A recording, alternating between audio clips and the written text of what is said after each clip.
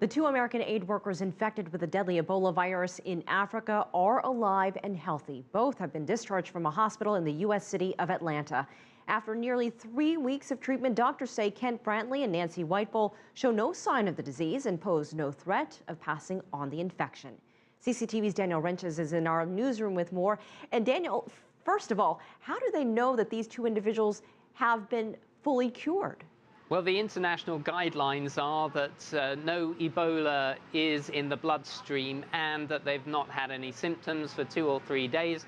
Both of them qualify for that. Nancy Whitebowl chose not to speak directly to the media, but was released on Tuesday. There's been a fair amount of misinformation, hasn't there, Elaine, about the spread of this virus.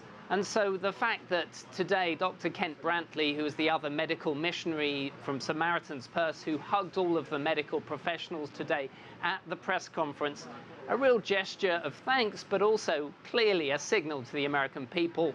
And this is what he had to say to the media gathered there. Today is a miraculous day. I'm thrilled to be alive, to be well, and to be reunited with my family.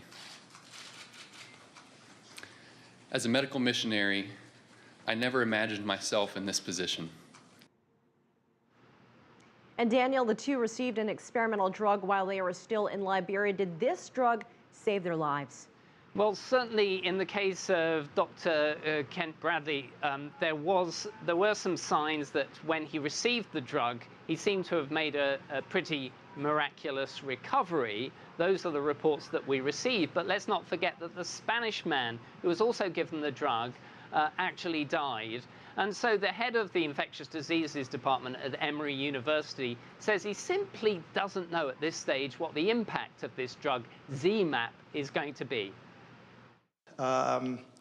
They are the very first individuals to ever receive this agent. There is no prior experience with it, and frankly, we do not know whether it helped them, whether it made no difference, or even theoretically, if it delayed their recovery. Daniel, there's been a fair amount of controversy over the fact that these 2 Western doctors received a limited supply of the drug and then were flown out of Liberia. So did the medical team at Emory address that issue?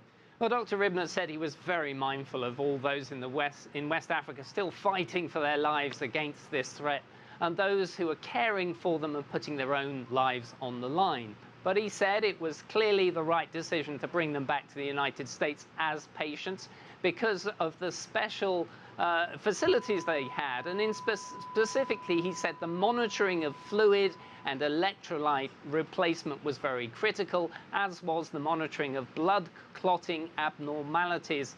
So he says that they've learnt the lessons of those treatments, and although in West Africa they don't have those monitoring instruments, nonetheless they are putting together a package of recommendations to help medical professionals in the field to deal better with patient outcomes.